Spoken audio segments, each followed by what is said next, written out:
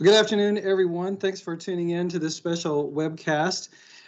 We want to have a conversation with you about what school looks like in 2021 as we look to reopening in person and remote learning on the other side of this new year.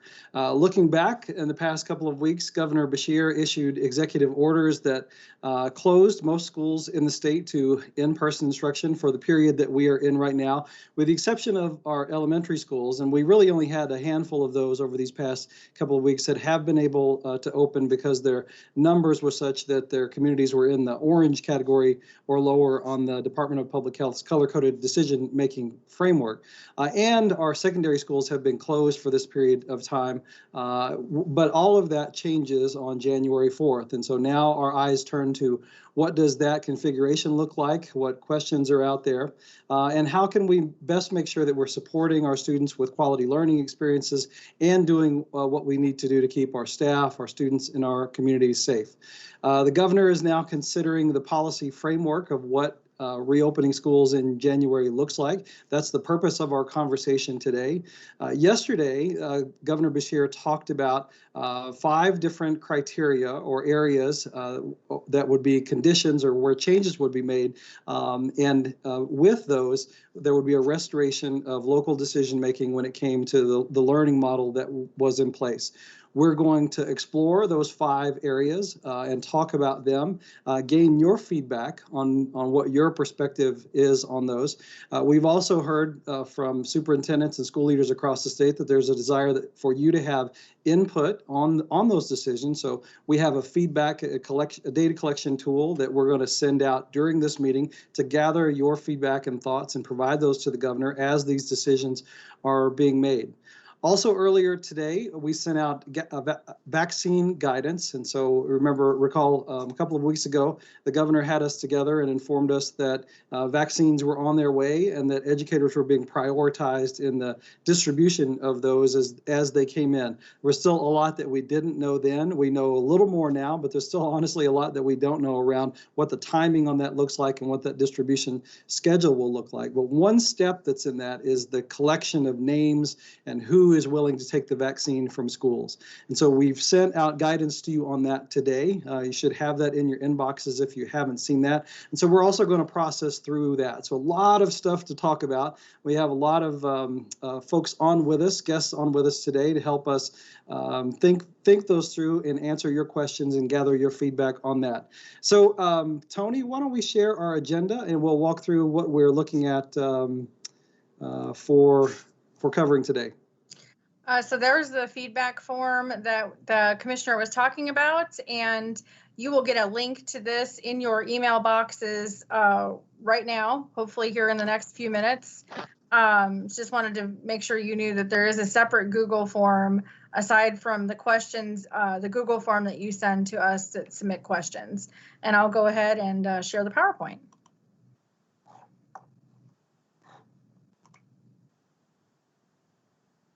If the technology will allow me to do so. Give me a moment.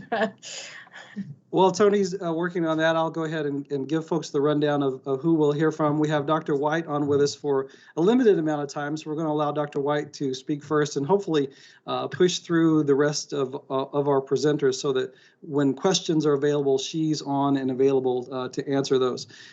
We also have on with us Associate Commissioner Kelly Foster, who's been working closely on the reopening guidance. We have not released that yet. The reason for that is that we are waiting to get the final orders and regulations in place before we release any guidance documents. We really want to make sure that we're not providing information that later is not in alignment with or not in doesn't comport with the final executive orders and information that the governor issues. So we're holding on that, but we can provide you some details on that. And again, this is an opportunity for you to provide input and for us to get feedback on those. We have on Angie McDonald, our nursing consultant, and Kelly will also talk about the vaccine guidance that went out today, and we'll close up with hearing from Tony on communication updates and hear your questions and feedback and do our best to answer those. If we are not able to answer questions with you today, we will take note of those, log them, and then work to get those answered later. I know that there's a lot moving. There's a lot of moving parts and things that are still up in the air. We're working quickly to try and resolve those and provide you clear direction on what reopening school on the other side of this year looks like. So let's turn things over to Dr. White. Dr. White, thanks for being with us this afternoon. We'll share your slides and turn things over to you. Thank you. All right. Well, thank you so much, Dr. Glass. I appreciate being here. I want to just kind of do a rundown quickly of where we are in the state of Kentucky with COVID right now. If you didn't see the governor's press conference yesterday, next slide, Tony. This is I think the governor calls it the stair step slide. I call it the purple slide. You've all seen this before. This is each week since the pandemic started on March the 6th. Total number of cases tallied during that week, and that week goes from Monday through Sunday. Oops, Tony, we're seeing your inbox, I think. Let's make sure that we're staying on that. There we Thank go. you. Okay, so this shows you where we have been, and you can see the alarming rise that we have had over the last few months. In fact, Tony, if you hit the next slide, I'm not a statistician, but I drew a little mark on there so you can see what that exponential fear that we had. We feared that we were going up at a rate that was just not sustainable. We have not seen this last week. We did not see the increase where we had feared it would be. Now, I'd love to say the trend is we're going down, but I do know enough public health to know that two data points don't make a trend. 2 data points just mean 2 data points. But we are very hopeful that we have at least slowed or plateaued this increase in the cases that we were seeing that was so concerning. That little graded line down on your far right, that's the 1,700 cases that were reported yesterday as we begin to collect numbers for the next week.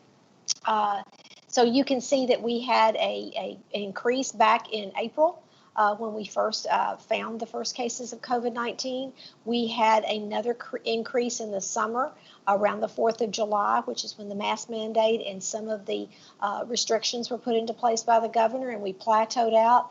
And then in the fall, there were a whole host of things. There was Derby, there was Labor Day, there were lots of other things happening. We reopened some things, and so we started seeing our numbers go up. And then after Halloween, that's when we saw our huge increases. So hopefully with the measures that have been put in place, we will see a leveling off again. Next slide. If you didn't see this is something that is being developed for the press conferences, so people can kind of get a better idea of because people are always asking, well, what parameters are y'all looking at? How are you making your decision making? And I think this gives you some really good ideas.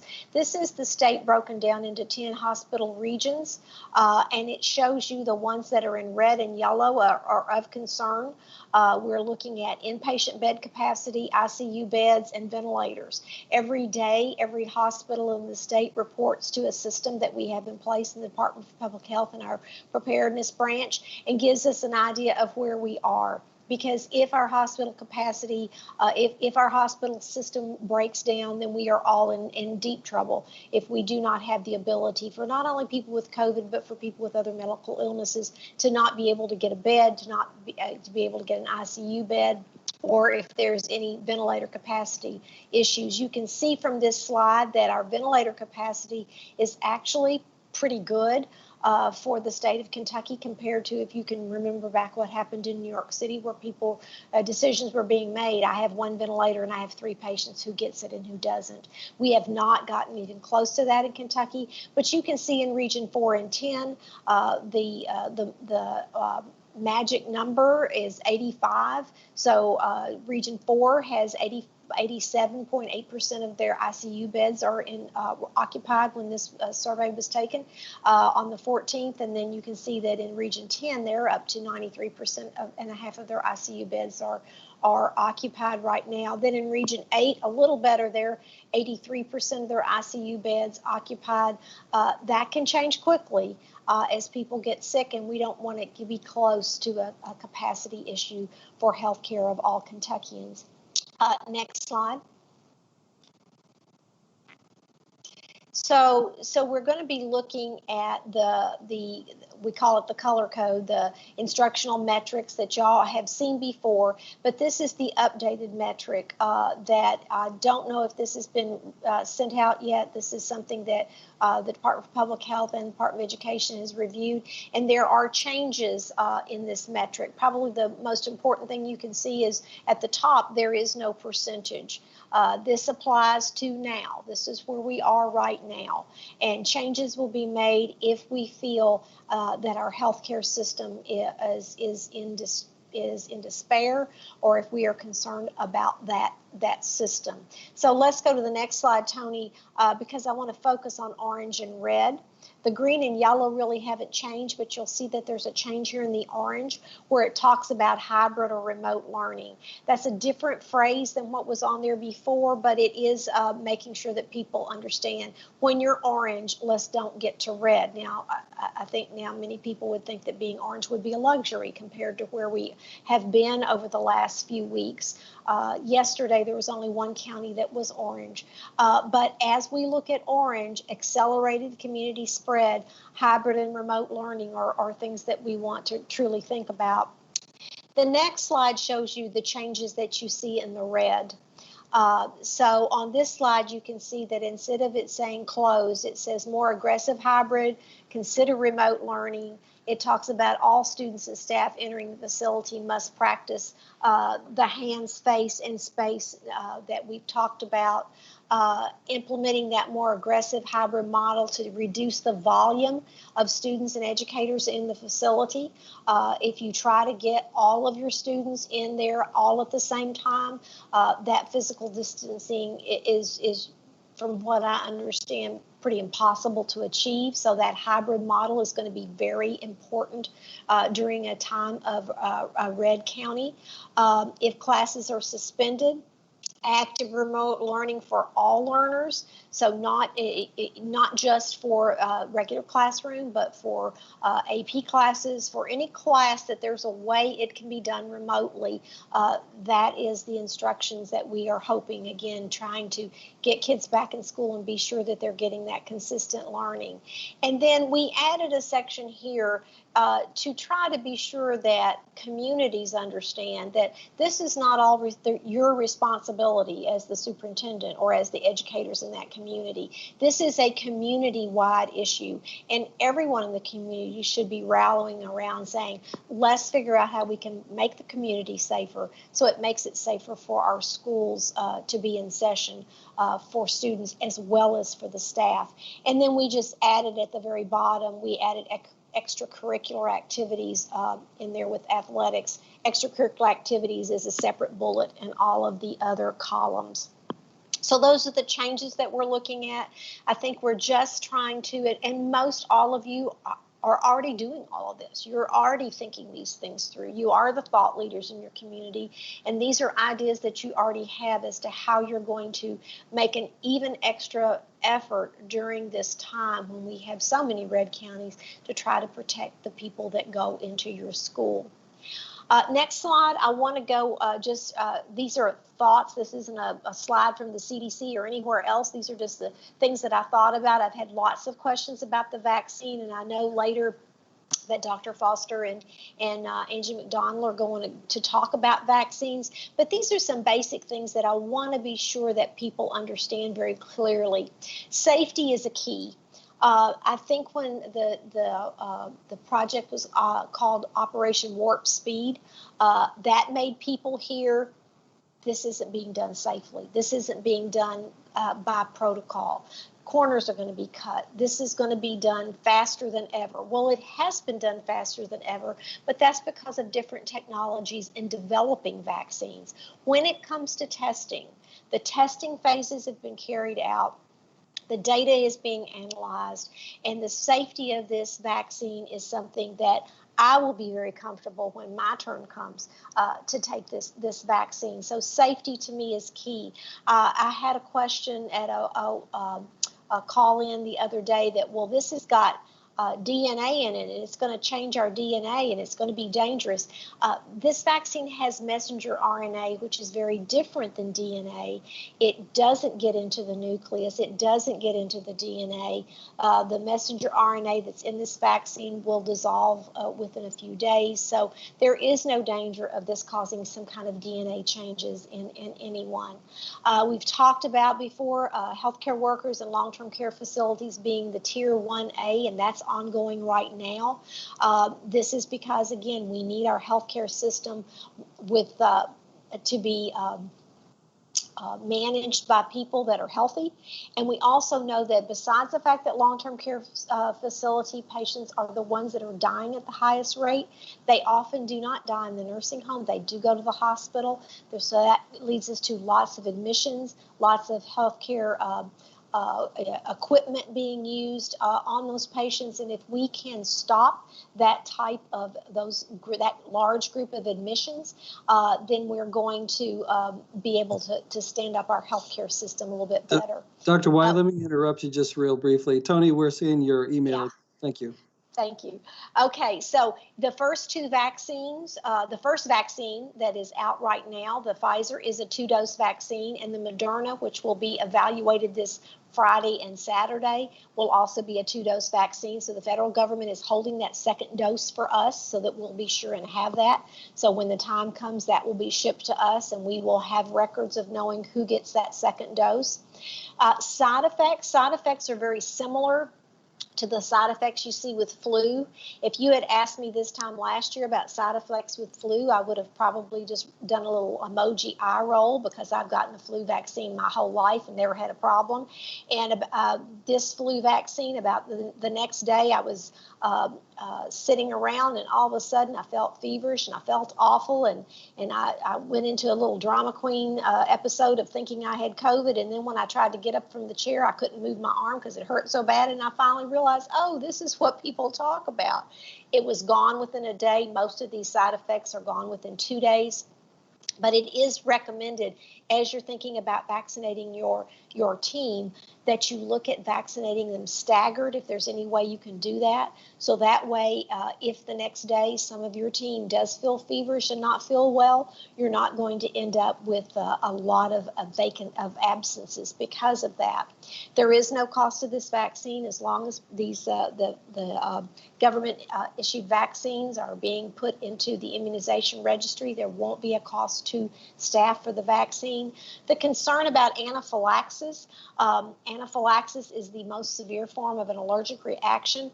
Of all the vaccines they've given in the United Kingdom this week, only 2 people have had that reaction, and both of those have had an anaphylactic reaction to a vaccine or an injectable in their lifetime. So this does not mean if you have asthma, this does not mean if you have an allergy to bees or shellfish or any of the usual allergies that most of us think about. People with those type allergies can still take this vaccine. It's people who have had an anaphylactic reaction to a component that could be in the vaccine, or people who have had an anaphylactic reaction to an injectable.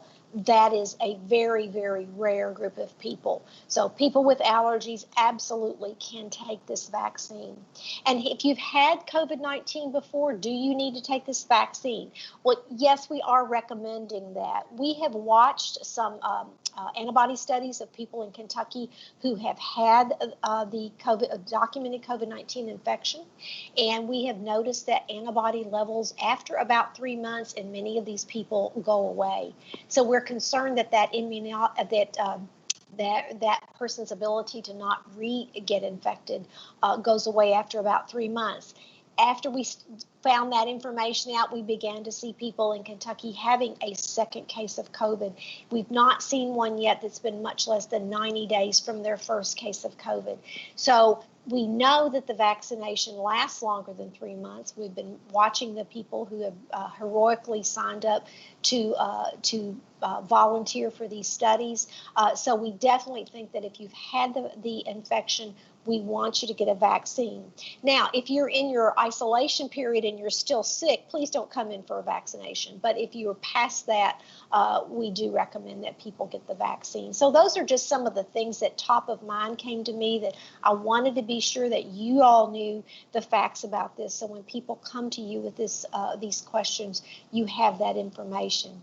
I believe that's all of my slides, Tony. And so I'm going to turn it over then to the next group, and I'll be available for questions. Okay, thanks so much, Dr. White. We always appreciate you coming on and exciting information about the vaccine, and we'll be sure to gather some feedback for you on the changes to the color-coded decision-making matrix and see if we can answer questions about that.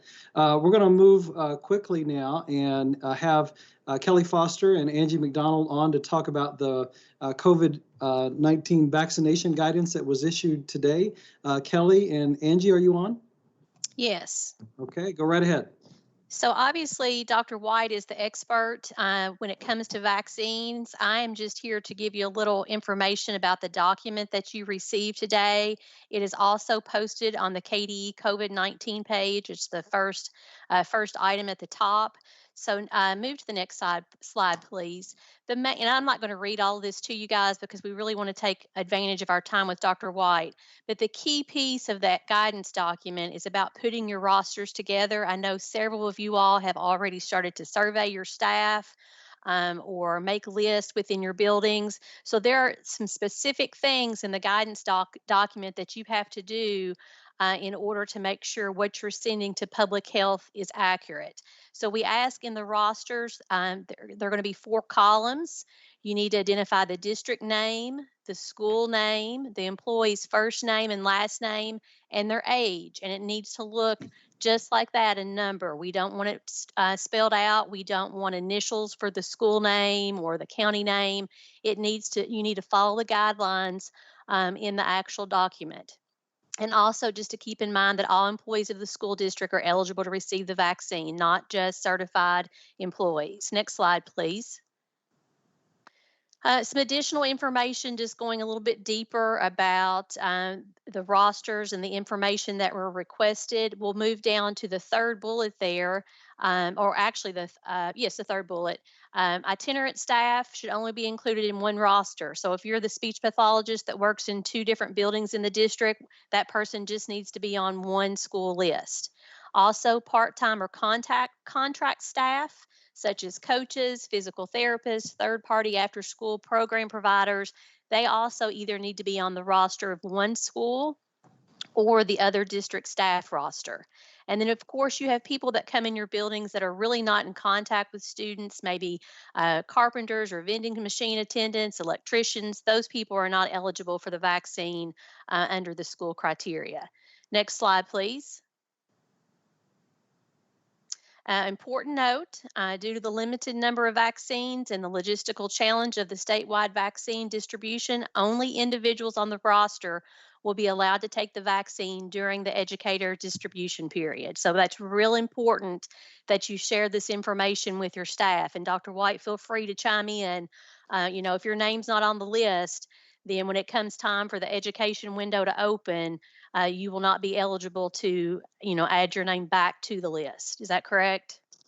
Yes, and the reason we want name, age, in school is we're not going to be taking, Connie White's name and seeing if she signed up or not. That's not the point. The point is we're going to take this roster and we need to order how many vaccines do we need for Connie Elementary School. And so Connie Elementary School has 45 people sign up. Well, then when we do order the vaccine and allocate that for Connie Elementary School, we want to make sure we have enough vaccine. But we won't be ordering extra, at least certainly not at first, until the manufacturing really ramps up and we have lots and lots of doses. So we we want names and ages so that if I show up and say, hi, I'm Kelly Foster and here's my ID, and they look at that ID and it says I'm 24, well, there's no way I'm passing for 24. So they'll know that I'm not really Kelly Foster. So the roster is 2 things. It's so when we order the right number, and when people come to get their vaccination, whether it's done at the school or whether it's contracted with a local pharmacy or whatever mechanism that community decides to use, we know that, yes, I signed up and here I am, and check me off and give me my injection. So that's what the roster is for. It's nothing more complex than that.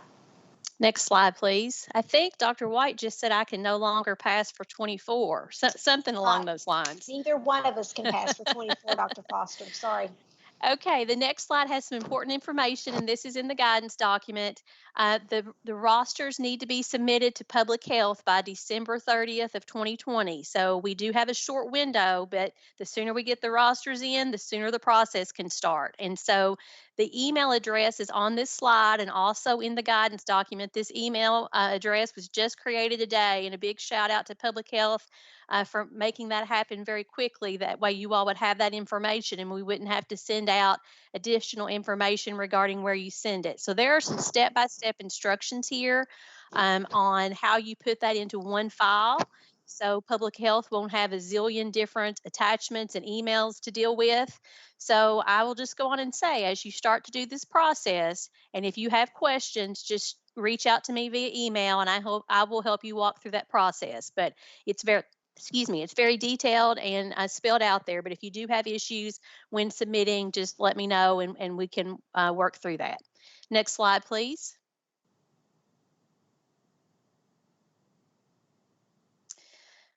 I won't go through all of these. These are just some considerations for vaccine distribution. And of course, Public Health doesn't know exactly what this is going to look like yet. So some of this information may change as far as the distribution.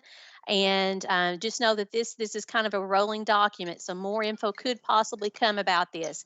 But one thing I will note on that last bullet, even after the vaccination occurs, that Healthy at Schools guidance still should be followed. You've probably heard on the news and in the press conferences, masks are still going to need to be required once someone does still have a vaccination, because not everyone will get one at the same time. Okay, next slide, please. There's some information in your guidance document about mandating vaccines that you need to look at, and you also need to talk about with your local board attorney. Next slide, please. Okay, so that is all I have around vaccines. I know that it's an exciting time. It's a lot of information to digest. You've just had it for a brief amount of time. So really take some time and go through that guidance document. And then if you have specific questions, feel free to reach out to me and we will get you an answer. And there was a question about private schools. So yes, these vaccines will be also offered to the private school community, and we'll figure that out, but that will be a problem that y'all won't have to deal with. Thanks very much, Kelly and Dr. White. We appreciate you being on and sharing that information about the vaccines. Very exciting. We're going to turn now to, I'm going to recognize the Lieutenant Governor and let her say a few words about school reopening in January. And we also have Kelly Foster is going to remain on with us. Kelly's been doing a lot of the work on the guidance document that aligns with the governor's executive order, pending executive order, and any changes for what the policy landscape looks like for January. But Lieutenant Governor, let me turn things over to you now to just share a few thoughts and remarks on what school in 2021 looks like. Thank you, Commissioner Glass, and thanks everybody. First of all, it's great to be with you this morning, and also again here today, and to be able to plan to return to in-person classes and know that the education community is being prioritized and the vaccination process is the best news that we've had in a long time. And so I just want to make sure that everybody is prepared and gets that information together so that we can get this vaccine through our communities, especially the education community, as quickly as possible and safely as possible. As we return to school in some form or fashion after the holidays, I know I've talked with many of you, Dr. Glass has as well. I've met with teachers, he's met with teachers and parents and students as well. And so we tried to do as much as we could to stay in line with the public health guidelines and follow those while allowing as much flexibility as we could, knowing what we know now after having been through a couple of pretty difficult spikes with COVID-19, knowing that this is now time limited and knowing that we are putting these measures in place just for the foreseeable future so that we can move through with the vaccinations and start to return to a little bit of what's normal. So thank you guys for your input. Thank you all for making yourselves available and having open and honest conversations with us so that we could take your feedback and produce this document. Of course, not everything each one of you wanted individually is in here, but I do think it is probably the Goldilocks plan, trying to get this right and balancing between keeping everybody safe and healthy and returning to in-person classes, which we all know needs to happen as soon as possible and as safely as possible. So I'll leave that there, and we can let Dr. White answer questions since she's the expert. Okay. Thank you, Lieutenant Governor. We appreciate you being on with us. And just so everyone knows, Lieutenant Governor has been personally involved in all of these conversations. So she really serves in spirit and in action that role of Secretary of Education. So we appreciate you being on with us, Lieutenant Governor. I think what we'd like to do now is I'm going to share my screen and the Google document that was in your inbox that is requesting feedback from you on the 5 areas that the governor has put forth for changes in education policy starting in January to allow for that return to in-person learning under a few conditions. I'm going to do that really to encourage you to provide that feedback in the Google form. We want to make sure that we capture that. And I'm also going to have Kelly come on with me here and provide any perspectives that she has on these elements, again, as she's been working to try and develop guidance from KDE to you on these matters. And Lieutenant Governor, please feel free to chime in with your thoughts and perspectives on any of these as well. So I'll share my feedback form first. Can everybody see that okay? We can. Excellent. Thanks so much. So the feedback form looks like this, and we'll start with this first element of it. So there are 5 main components to what the governor is putting forth for January. The first of those is a recommendation, and I want to emphasize that it's a recommendation from the governor to for schools not to reopen for in-person learning until January 11th. That would allow roughly a 10 to 14 day period following the holiday. So this is a recommendation. It is not a mandate. You can choose to follow it or ignore it. Professionally and personally, I think there's a good rationale behind this recommendation. We know that we're likely to have families that are together during that holiday period. It's an opportunity for this virus to spread. And if we can delay that return to any in-person learning for that 10 to 14 day period following December 25th, I think that makes some sense. And so there's a recommendation that's put forth here. And so we're asking you, what are your thoughts about that? Do you support that? Would you like it to be modified? What are some thoughts that you have about that? Kelly, Lieutenant Governor, anything that you would weigh on here, or Dr. White? I think you've covered that one, in my opinion. Okay. Agreed. Great. Let's move right along. And so the second one, you heard from Dr. White, the changes in the orange and red levels on the color-coded decision-making matrix from the Department of Public Health. You heard from Dr. White on what those changes specifically were. Again, this document is also remaining a recommendation document, so it's not something that's mandated. It's not something that you have to follow, and it's changing some of the language that will still allow for in-person learning to take place at these orange and red levels. However, they are recommending shifts in how many people are in the building. So shifting to those hybridized models more aggressively is the term that's used in the document. And what that means is to find ways to have fewer students in person in class, to better allow for that social distancing and having fewer people exhaling in a space together. As we know, this virus is transmitted through respiratory droplets. So again, this is a recommendation, but it does recommend that more aggressive hybridization models or shifting to remote or NTI models as you reach these elevated levels on the color-coded matrix. I'll stop here. Kelly, Dr. White, Lieutenant Governor, anything that you'd like to make remarks on about this one? So I think one question that I have seen that has come in numerous times, and Dr. White did a great job of answering that, when it talks about they're wanting a definition for a more aggressive hybrid. And so, Dr. White, do you want to elaborate a little bit on how you answered that question? I thought it was a great response. And I think you might be on mute. You're on mute. I'm muted. My husband tries to do that daily with me, and it doesn't work at home.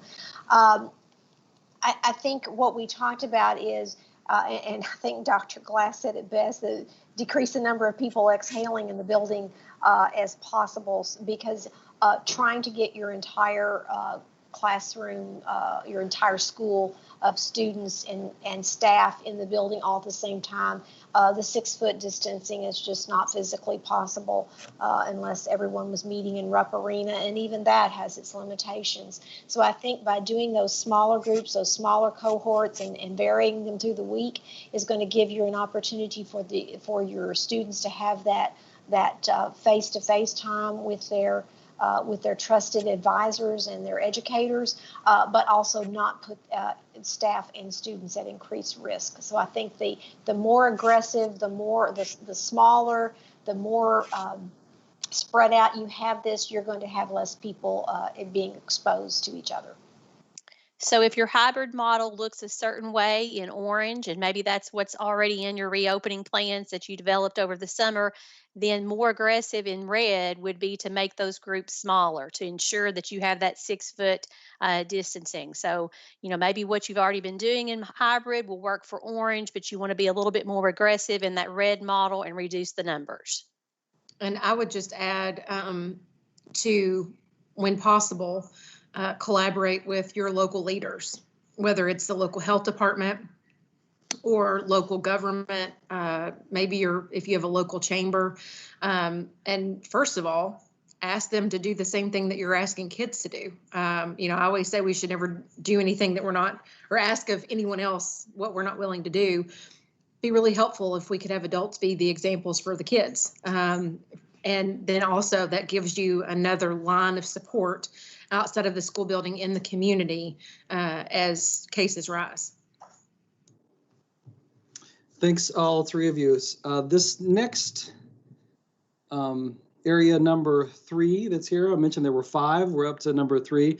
This one is really around when the governor was talking about providing quality virtual learning options for students.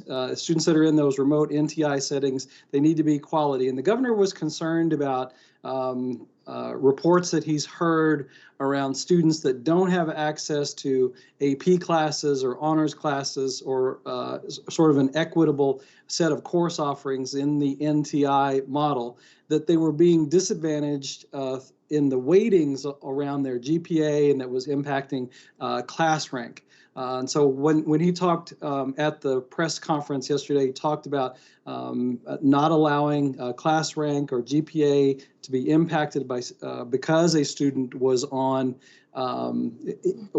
learning in a remote or NTI format. I have seen questions around that asking, does this mean that a student can't get a lower GPA? No, I don't think that is the case with this.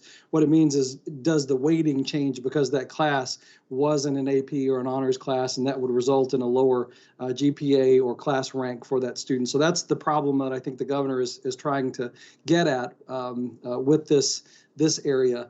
We have issued, KDE has issued extensive guidance on this previously. So we have a series of guidance documents that all relate to best practices and how districts can offer quality remote or NTI options for the students, perhaps even how they could partner with other districts on making sure that they have a quality range of offerings available to students. But the question that's really before us is, should this remain a guidance element, which is really where it presently is, or should the governor enact an executive order that requires this? So I'll stop there. Kelly, Lieutenant Governor, anything that you would add here? And then we have this question that people can provide input on, as well as any additional input on this element. So I'll stop there.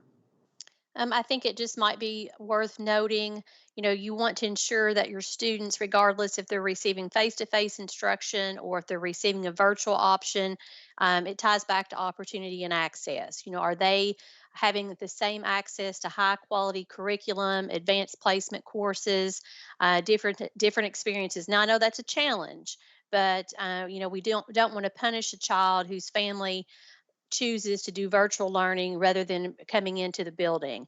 And Dr. Glass mentioned previous guidance documents. Once everything has been finalized from the governor's office, we will release another document that kind of spells everything out. And in that, we will link back to all our previous guidance documents that deal with virtual learning or instruction.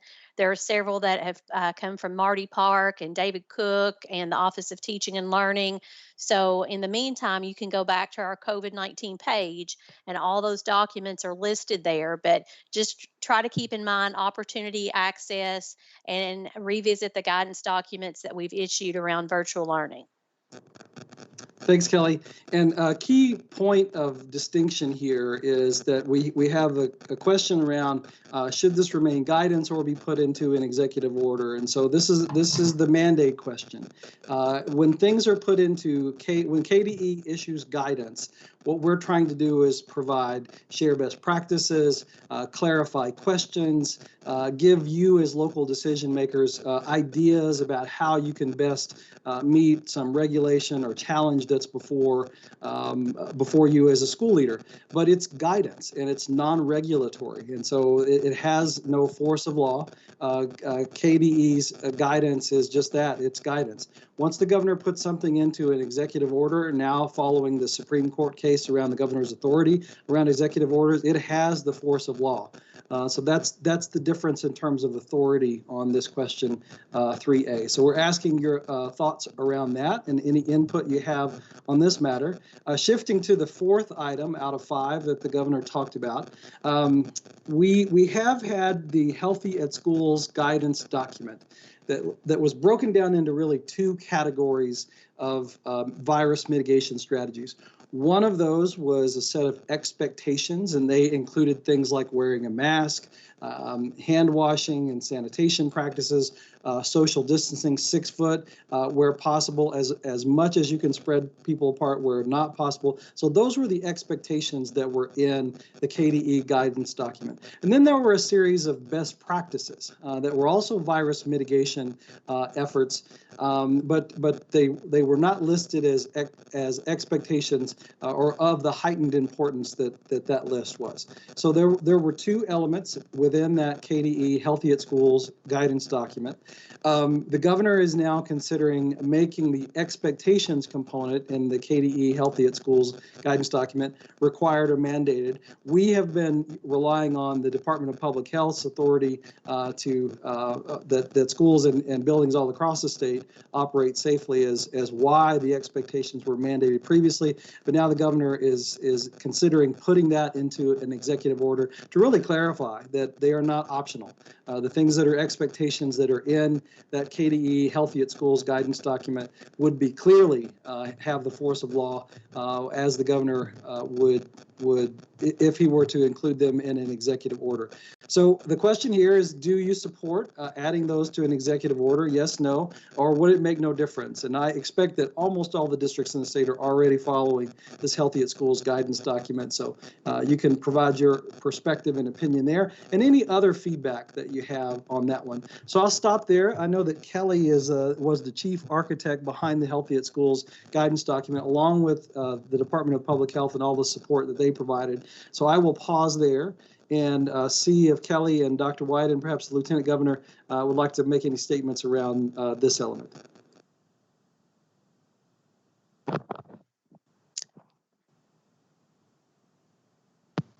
Well, I think when we first built this document, the best practices were things that would be my personal expectation. But I, again, learn every day from my peeps at the KDE that everyone doesn't have resources to do all of these things. Every school system cannot do everything. So what we did was we teased out those basic things, those basic mitigation practices as our expectations. And then for those who were able to, were given some opportunity of, if you can add this layer, if you can add that layer, if you can add that layer, that just makes things safer. And I do remember, I can't remember which school system it was, but when we did our school board trip that we went around the state of Kentucky and talked to different school boards, we came across a couple of school systems that said we've done the expectations, and we've also put in place the best practices as well. And these were not what I would have expected to be your more wealthy school systems.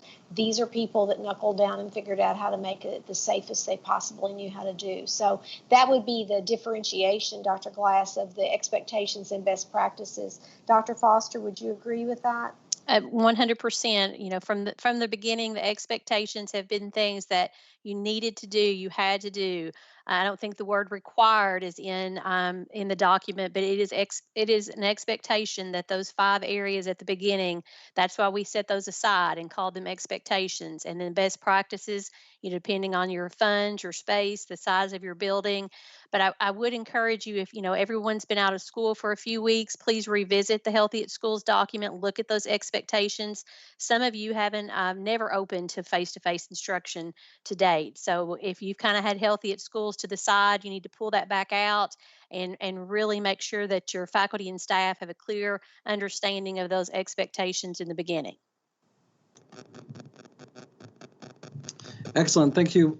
Thank you both so much. And then the final element, this 5th one, the question is, should we use criteria established in the Food and Drug Administration's Emergency Youth Authorization, so that EUA, and just a bit of context, that EUA was for an experimental treatment for COVID. When a lot of people were dying from COVID, the FDA was trying to identify who was really high risk because of this virus, and it created a set of criteria. It includes things like being having a really high BMI, having a compromised immune system, having a serious respiratory disorder, having a serious heart condition, or combinations of those things, being over 65, or again, combinations of those things. So the question is, can we use a list like that to establish criteria by which, if an employee requests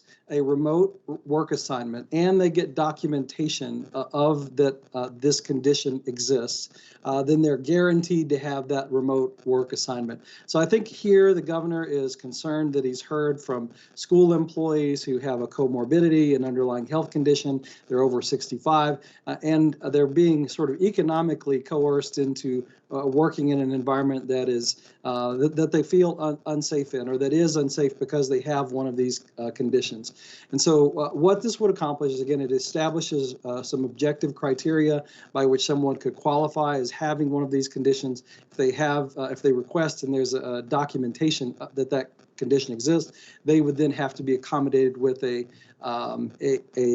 virtual or remote work assignment until such time that a vaccine is offered to them. So that's the idea behind this. And so the question is, do you support that? Yes or no? Or does it make no difference? And I again expect that many districts in the state have already talked to their employees, found out who has underlying health conditions or concerns, and made such accommodations available to them already. So that's the question that is on 5A. And then 5B is just ask for any feedback on that. So I'll pause again here and see if Dr. White, Dr. Foster, Lieutenant Governor, any of you have any other thoughts or feedback on this.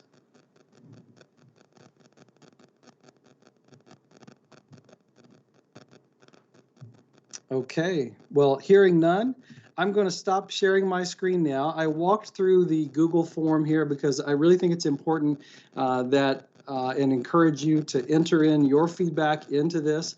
We'll make sure that the governor's office gets this information, as does public health. And of course, we'll have it here at the Kentucky Department of Education.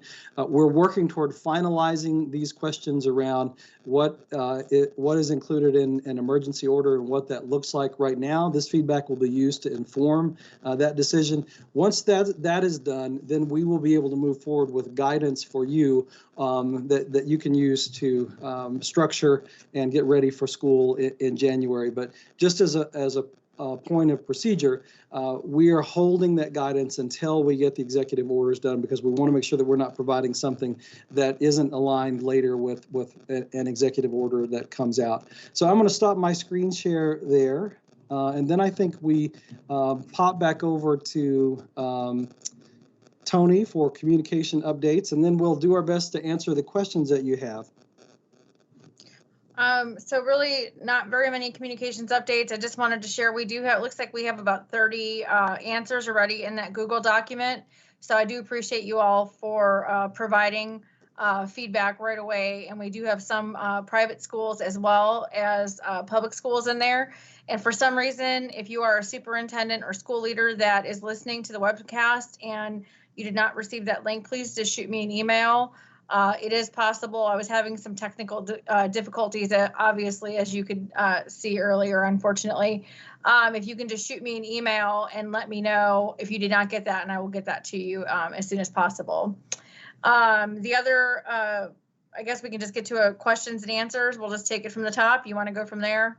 Let's do that, because I think as long as we've got Dr. White on with us to help answer any questions that are for her, we'll use her time. So let's prioritize any questions about the vaccine, any medical questions, any questions about the color-coded system.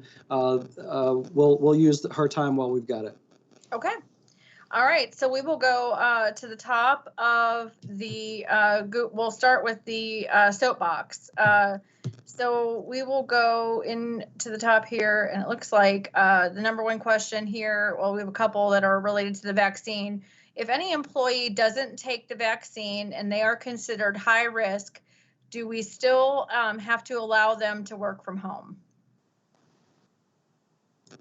So in what has been proposed, and we don't have any final information on this right now, but in what has been proposed, we've said that if you have one of those conditions, you request an accommodation because you have one of those conditions, you must be accommodated until such time that a vaccine is offered. And so then at the point that a vaccine is offered to that employee, the employee has the accommodation doesn't have to be continued. So that means that the employee, it could be that the district continues to offer that remote work assignment to the employee, or really the employee has the choice of coming back to work in person, vaccinated or not vaccinated. But in any case, I think we are going to see the continuation of all the virus mitigation strategies throughout the rest of the school year, because our vaccination is going to be an ongoing process, and really until we get to that herd immunity level, whatever the medical community decides that's going to be, we're going to need those additional mitigation strategies. But so I think just to briefly answer the question, the accommodation for a work placement extends until a vaccine is offered to the employee. But that may change. And again, we seek your feedback on this. Okay. The next question, I'm going to just go back and forth to the Google form. We had several to the other Google form where you submit questions. The first question there is the vaccine currently approved for 18 and older or 16 and older? Because they say that they have seen both. Dr. White? Yes, the ACIP, which is the committee from the CDC that makes vaccine practice recommendations, has approved this for 16 and older. We won't see children younger than that to be approved for some time until they've done more testing. But 16 and older have been approved. And I think I've moved my 3 o'clock, Dr. Glass, so we don't have as much of a restriction as we thought. But 2 other things I wrote down that I forgot to say.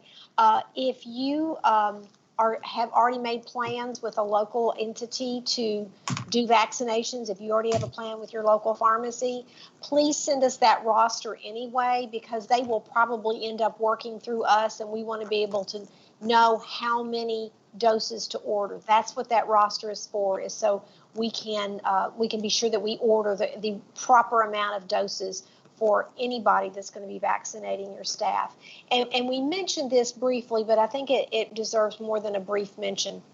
It's very important to ACIP, to the CDC, to the FDA, and certainly to the Department for Public Health that this vaccine be distributed equitably. So this is not a vaccine that goes to doctors and nurses first. This is a vaccine that goes to healthcare facilities. So this is anyone who comes in contact with that patient, whether it's a doctor, a nurse, respiratory therapist, the person that cleans the room, the person that brings in the food, the person that checks them in at the front desk.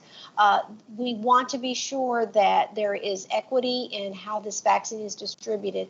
That figures the same way into your educational facility. This is not just for teachers. This is not just for principals and teachers. This is for everyone in that facility. So again, that includes people that work in your school, whether they be front desk folks, the folks in the cafeteria, custodial staff, whoever works in that school, because we want to be sure that we offer this across the board to everyone. So I just wanted to make a special emphasis about that. And then we just want to make sure we clarify that these rosters should go directly to the DPH mailbox that is mentioned in the guidance, and not to the Department of Education. Correct. We don't want it. It's not that we don't want your rosters. We just want to make sure, because there is such a quick and tight deadline on this, we want to make sure that this gets to the correct place and on time. So please get it to that DPH web address so that they can get these processed exactly where it needs to go. The next question that we have is, will vaccines for educators be provided by local hospitals and pharmacies? We are already in the early stages, are planning with our hospital on getting staff vaccinated. If this is the case, do we need to still send those rosters for staff who wish to be vaccinated? Yes, we would really like to do this to be sure that we are involved in the ordering, because nobody gets the vaccine unless we order it through Tiberius, which is the name of this big database that's helping us with ordering. So and the people you're working with may already have this under control, but I want to be sure that no school system gets dropped. So if you would still submit that roster to us, and then we can work with whoever's going to be actually putting those vaccines into the arms of your team. But we want to be sure that that order is made, and so we'll be the ones that actually send the order up through the feds for those doses. So please go ahead and send that to us. So there's a question, I'm not sure if this is related to the vaccine or not, but what accommodations need to be made for the 65 and older school employees? Well, they certainly are candidates for this. In fact, there is some discussion about maybe 65 and older becoming the 1B group, which being over 65, I'm all over that, but those decisions have not been made yet. So people over 65, I mean, we're going into nursing homes and vaccinating 80 and 90-year-old folks. So there has not been any evidence that this is something that should not be given to older adults, and I'm very encouraged, because the older adults are the ones that are doing having poor outcomes. Did I answer that question? I believe so. If not, they will let us know, I'm sure. The next question that I have is it possible for them, and again, some of these may have been submitted prior to them getting some guidance that we had sent, but wanting to know if they can get some guidance about the vaccines from DPH prior to them asking their staff if they're willing to receive the vaccine. I think they think that if they can provide their staff with the scientific information, that we may be able to, we being them, will be able to combat the fear that they have. So just wondering if that could be a possibility to get out there for them. Is that something that you have or that you've put together? Well, what I would do, and I will find the best link for you, but the CDC has already put these together, and they're nice. I mean, when we put something together, it would be a Word document. They've already got these things put together in a very user-friendly capacity. So I will find that and send that to Tony, some links for you. That's a great idea. Reading through your chat, there is a myth out there that the spike protein on the coronavirus is very similar to a protein that's in the placenta, and that if you take this vaccine, it will attack your placenta. That's just not so. Those proteins are not that similar, and so there's no carryover that we're aware of. We do know that pregnant women have more problems with preterm delivery, things happening later in the pregnancy if they are COVID positive while they're pregnant. We have not seen an increased number of women who have COVID and are early in a pregnancy and having more miscarriages. We're not seeing that. So I can safely say that the infertility issue is a myth. And what was the other? Oh, and allergies. And I went over that, but it's worth saying that again. The 2 people that had a reaction in the United Kingdom to this vaccination, one of them had already had an anaphylactic reaction to a vaccine in their past. Another one had had an anaphylactic reaction to an intramuscular injectable. Those were the only 2 people out of the thousands of doses that were given in the United Kingdom that have had this kind of reaction. This is not people with run-of-the-mill allergies, not if you have a penicillin allergy, not if you're allergic to bees or shellfish or a whole host of things that people have allergies to. Just having allergies does not mean you can't take this vaccine. It is only people who have had anaphylactic reactions to a vaccination or some other intramuscular injectable. So that's a very, very small group of people. You're unlikely to run into that. So I think you can give people that reassurance right now for that. Okay. Next question. Are school board members eligible for the vaccine? I think that's a great question that we haven't had yet. Let us do some work on that and talk about it. Yeah, and we're going to rely on public health's guidance on where they would fall in this. Okay. The next question, how do we deal with an employee that refuses to take the vaccine but does not want to work because they are at high risk? Well, I think that the governor's executive order may clarify that or should clarify it. So we won't know definitively the answer to that until we see the language that's in the governor's executive order. And what we've proposed today, which may or may not be what the governor actually puts in place, the employee, once they're offered the vaccine, the requirement around a remote work accommodation ends. So the employee's choice is to work vaccinated, to work not vaccinated, or they're not able to do the job. Okay. I'm looking here to see more on will the vaccine be mandatory for, well, obviously not students because it has not been approved for students, but will the vaccine be mandatory for staff? We don't have any authority at the Kentucky Department of Education to require this vaccine. I have not heard anything from public health or the governor's office suggesting that they intend to require the vaccine, or that they have the authority to do that. It is it can be a local determination as to requirements around that. I think we've got Todd Allen on, who has researched this question around what options school districts have around requiring the vaccine. Todd, are you able to come on and provide some insight on this? Yes, thank you, Commissioner.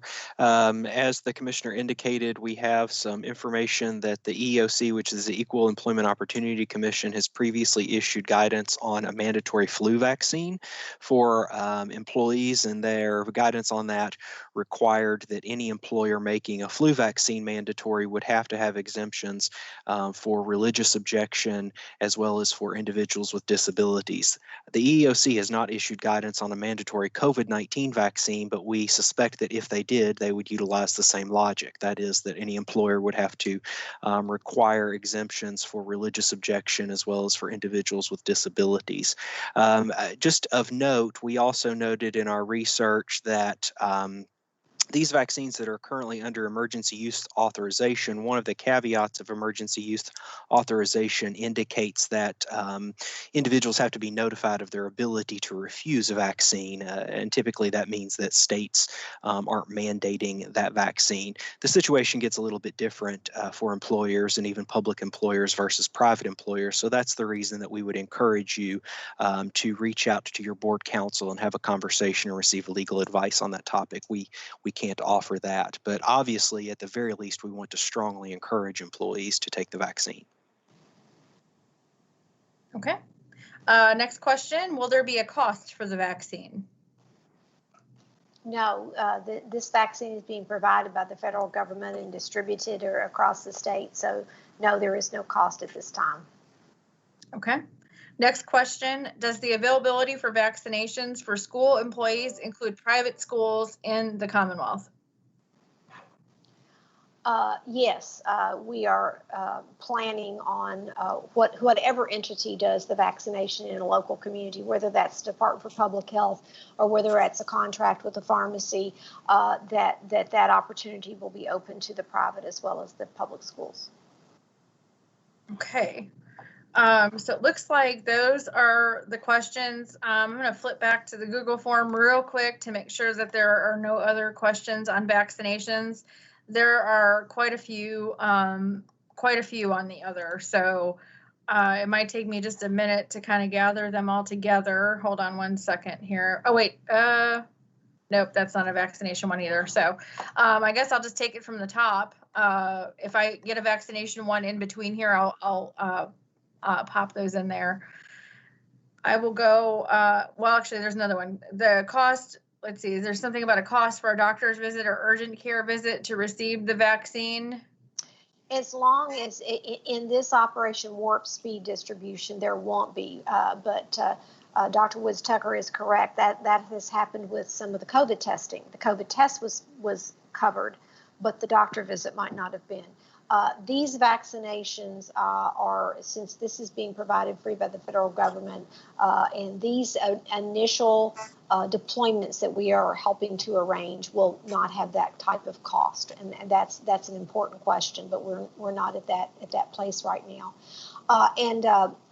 Tony, Robin Kinney, the Associate Commissioner, has found a nice link to the CDC that has, I think, the kinds of information that the superintendent was asking earlier. So if I can either share that screen or just send that link to you, however you want to do it, I'd like to pull that up before this team leaves today so you can see and make sure that this would give you the information you need, and if I need to do any more legwork.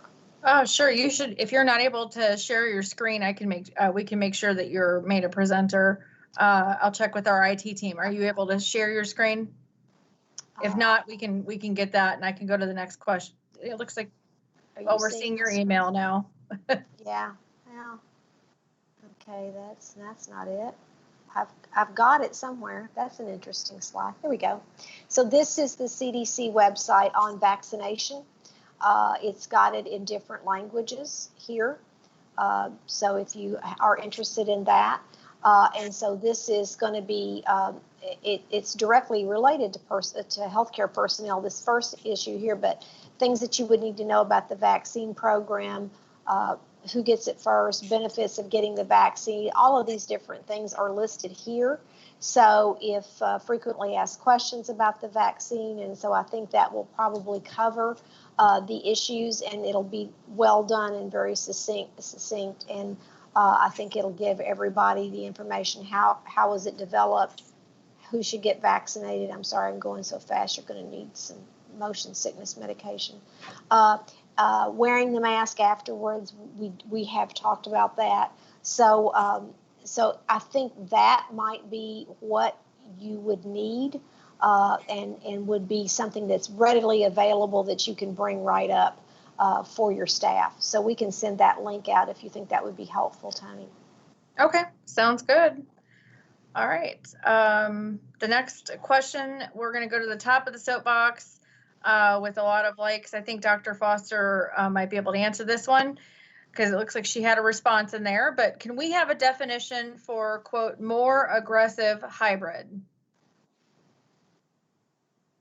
That's what Dr. White addressed earlier. Oh, So, gotcha. you know, if you have a hybrid at the orange and you're going to move to red where it says more aggressive, then you have a smaller group that Okay. ensures the 6 feet distancing. Gotcha. So I just quickly on this, how you might accomplish that. And again, this is a recommendation, so school district has flexibility in deciding how to do this. But let's say you're an A-B model. You might change to an A-B-C-D model. Or you might have a half of the A students in one day and the other half of them in on Wednesday or something like that. So those are the ways that you could, if you're doing a hybrid model, you've already reduced the numbers of students that are present in the building. You'd be thinking about ways that you could structure the schedules to reduce that even further. Okay. The next question, the governor mentioned that we had to make accommodations for teachers with health issues. Are child nutrition and transportation folks included in this? We don't know the specific answer to this yet because we haven't seen the language that's in the proposed executive order. However, if the governor were to include all school district employees in that executive order, so that these, if they have one of these conditions and they've requested this remote work accommodation, and the executive order covers all school employees, the answer to this would be yes. But we'll have to see the specific language before we're able to answer that definitively. Okay. With winter break starting Friday, we will have so few staff available to do planning if there are major changes to the rules. Can we please get requirements today? We're doing the best we can. We won't be able to provide any guidance on this today. We will have to wait until we have definitive and completed executive orders before we're able to issue guidance. The next question, let's see here. When Tony, before you go to that next one, I think it might just be worth saying too, you know what's in Healthy at Schools. That's not changing. So, how your classrooms are set up, how you're running your transportation, how you're running your food service and spacing out. None of that's changing in that Healthy at Schools document. So, continue to use that as you plan for your reopening. Correct, and I just want you all to know we are absolutely mindful that winter breaks do start for you all on this week, and we are trying to work as quickly as possible on that. So our goal is to get that to you as soon as we can on that. And then and with the Healthy at School changes, the next question that we had in there is there any way that they can be highlighted, and have there been any changes since December 7th? And the answer to that is yes. All of the changes to the Healthy at School document are indicated on page 6. And so at the top, when you download that document, you will see on the top page what the most updated date is. And if you go to page 6, you will see where what the changes were made. And so the last change was made on December 7th.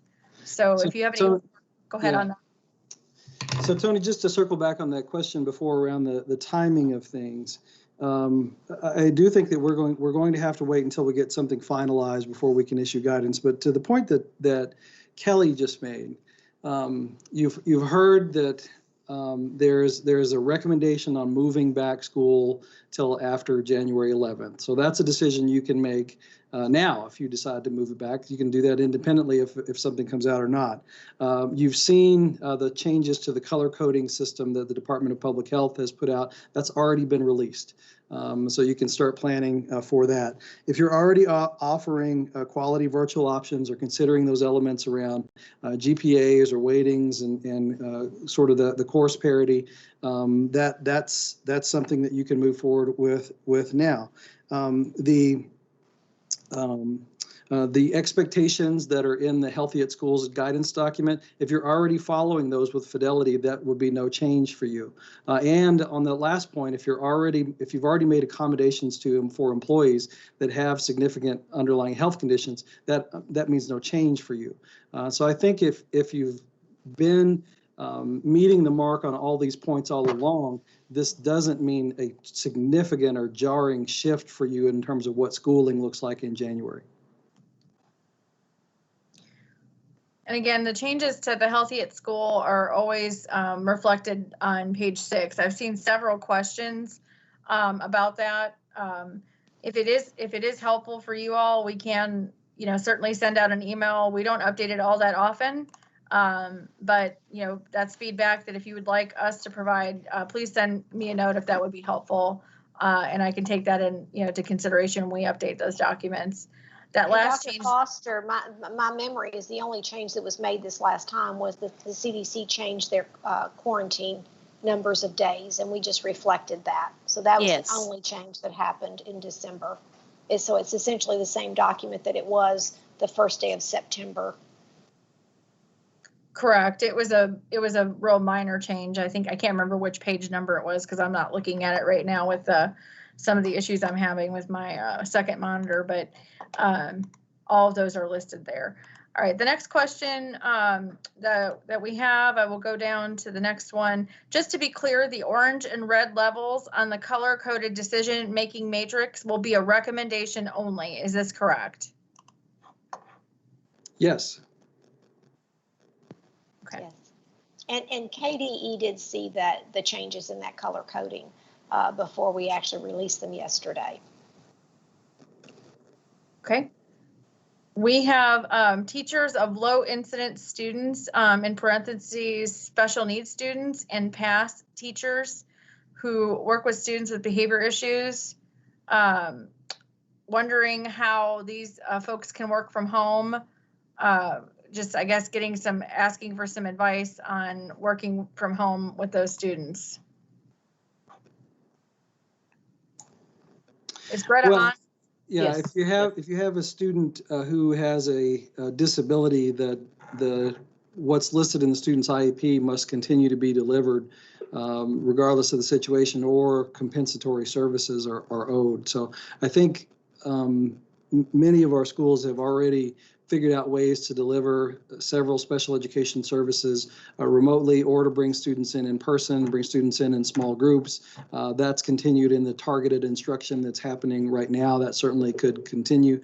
So I think that that there have been ways the districts have continued to meet the requirements that are in the IEP. Now, in this case, if you have a special education provider who has a comorbidity or something that needs to work remotely, I think the question is, how does that work?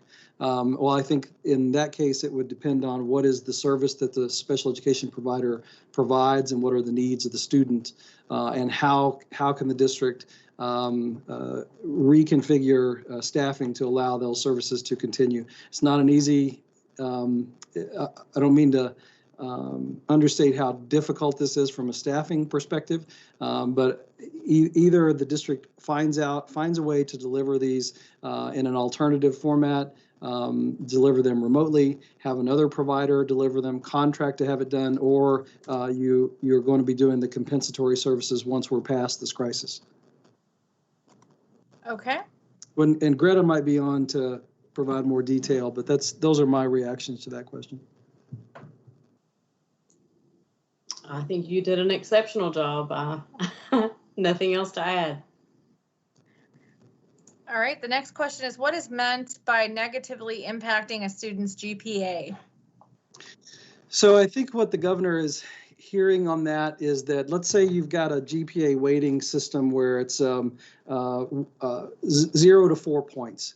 And as the student earns grades, their GPA starts to build. But then you have a system laid over that where if a student takes an honors class or an AP class, they actually can get an additional GPA bump for that. So it makes it a 5-point scale instead of a 4-point scale. And so what that means is that if you have a student who chooses a remote option or an NTI option, but they can't take the honors class because your school district is not offering that, the governor is concerned about that student's GPA and class rank being impacted because of the weighting structure. I believe that is the concern that the governor is trying to get at with this element. We again have issued extensive guidance on this matter before, but the question that's before you is, should the governor enter that into an executive order, and what feedback do you have on that? So we've got that Google form again, that if you have feedback that you'd like us to pass on to the governor's office, that would be the place to do it. And also, Todd Allen brought up a concern also that the ability to get higher, may also increase your keys money as well. So that's a good point to add as well. Next question. Am I correct that the Healthy at Schools document says you provide 6 feet of social distancing in classrooms when possible? That is what it says. And I that's interesting that you can take that phrase and make it into anything you want to. That means you could be 5 inches apart if it's not possible. And that certainly is not the intent of why we put that phrase in there. We put when possible because there were some people say, well, what if we can get them 5 feet apart? Are we going to be penalized if we can't do the 6 feet? And so we decided to phrase it so that you could make that as best as you could get to 6 feet. But I think if you are really sitting down and thinking about the safety of your students, you're going to keep them 6 feet apart. That is the absolute gold standard, best of what you do. The closer together they are than that, it increases risks. And I don't think there's anybody on the call that really wants to increase a risk. So that phrase was put in there to give some grace. As the Lieutenant Governor tells us every time I hear her talk, we need to give each other grace, but it is not there to give you a loophole that you can drive a double wide trailer through. So please be mindful of that as you're making those plans. Okay. Will a local superintendent be contacted if any of their stakeholders, i.e. students, parents / guardians, community members, or employees contact the Department of Education or the governor's office about COVID fears? I think that's going to depend on what message we get. I mean, we get hundreds of emails a day with people that have fears about COVID or share opinions about any number of things related to school operations or health or vaccines related to COVID. Some of those are appropriate to return back to a local superintendent and some are not. Sometimes we can tell what district the person is in and sometimes we can't. Sometimes they're making a statement or an allegation and sometimes they're not. So I think it depends on the circumstance. What you can count on from us is that if we receive concerned or an allegation that's made to a school, we reach out to the school district and provide that information. And through the labor cabinet, they received a bunch of concerns that were listed into a database, sort of a reporting database for COVID workplace concerns. We sent out dozens of emails and letters to superintendents this week to make superintendents aware that those concerns had come in. So I think the best answer in this is it depends on the context of what's in the message, but to the extent that we have something firm and identifiable that we can send back to a school district so that you're aware that it was raised and the concern was made, we will certainly do that. Okay. The next question regarding the mandated Healthy at School guidance, is desks facing the same direction a requirement now? We have used tables with plexiglass dividers successfully for 2 months and are not able to completely change our classroom furnishings. And as I know that Dr. Foster responded and said the expectations in the document are what you should focus on as a requirement. And there was a follow-up question that just says, they had students that were not facing in the same direction, and they just want to know if that is now going to be enforced, or can they still use their current system of children at tables 6 feet apart, but facing towards each other.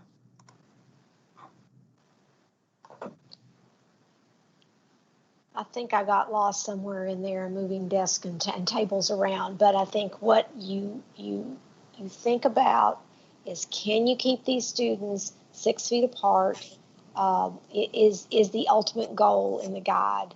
And so, Dr. Foster, maybe you followed that question better than I did. Not really. No, I think it goes back to the expectations in the Healthy at Schools, and you need to try to implement those as much as possible. And then once again, we don't know what's going to exactly be in the executive order, so we kind of have to wait until we have that. But what you need to focus on right now is that color-coded matrix, the Healthy at Schools document. We're not asking you to change any arrangements that you've been doing up until this point. So if you're using plexiglass and having your students 6 feet apart, it sounds like to me you should be fine. So let me see if I can clarify this question just a little bit. I think they're asking, is having all students facing the same direction an expectation that's in the Healthy at Schools document? And that recommendation was to try to get as many students in a space safely if they were all facing the same direction, as opposed to people being in a circle and those kinds of setups. So that's the intent, is to try to get a safe spacing of students in a classroom setting. So I think the concern, not to belabor this, but I think we can work toward an answer here. The question again is it an expectation in the Healthy at Schools guidance document that students are facing in the same direction? And where that concern is coming from is if the expectations that are in that document are put into an executive order and have the force of law, that means that a school district that hasn't had everybody facing the same way would have to do so. So it comes back to, is the facing the same direction question, is that an expectation, or is it a best practice in the Healthy at Schools guidance document? It's an empirical question. Like, we can look it up and see, but I don't know it off the top of my head, but I think it's something that we could look through the document and determine which one of those categories it's in. Okay. We can perhaps look and perhaps have an answer or clarification for that one by the end of the webcast. Let us get an answer to that one. Yeah. I can kind of see where that is. That one's going as well. The next question: we have been told by KDE that it is illegal to pay someone for work when they are not working. What should virtual work look like for hourly employees, such as transportation, nutrition, etc.? Well, I think that there are a number of things that those staff members could do. Training is one of them. Work that is could be delivered or brought to that employee's home and done is another. Those are two examples that come to mind on how you could use these employees. They could also be assigned other tasks that some employees are doing that could be delivered at home. So you may have nutrition staff or transportation staff that are doing record keeping or other work.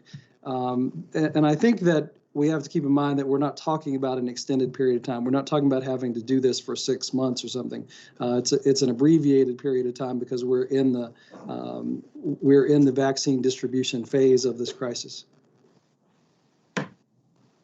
Okay. The next question I have going on here is, let's see here. Let's see here. Oh, that one just jumped. Somebody must have liked it.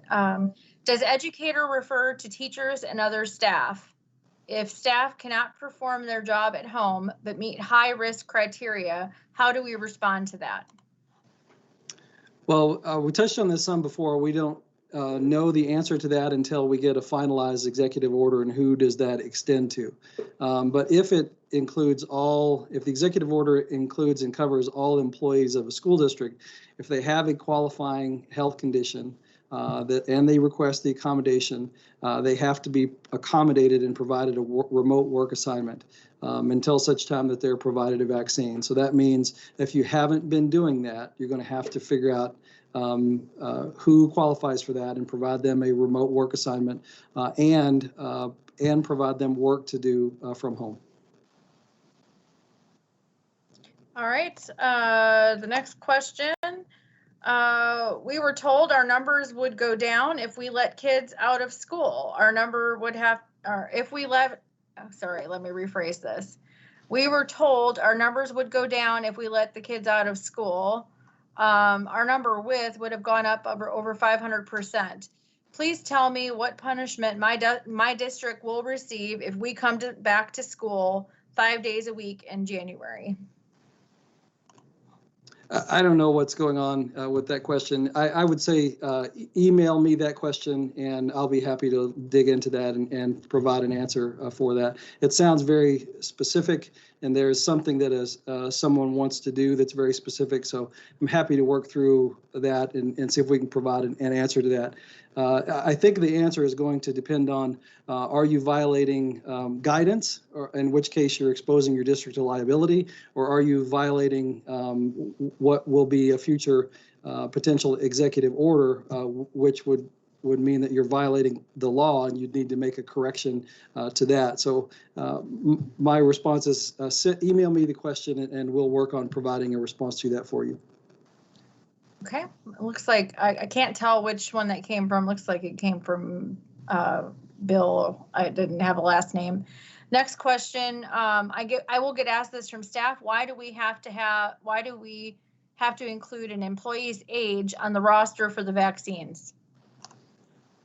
That is there just for identification. So when you show up with an ID, H1N1 is the most recent type of vaccination issue, large-scale issue that initially there were very few vaccines to deploy until the manufacturing was increased. And so people were, there were certain groups of people that were allowed to get the vaccine first.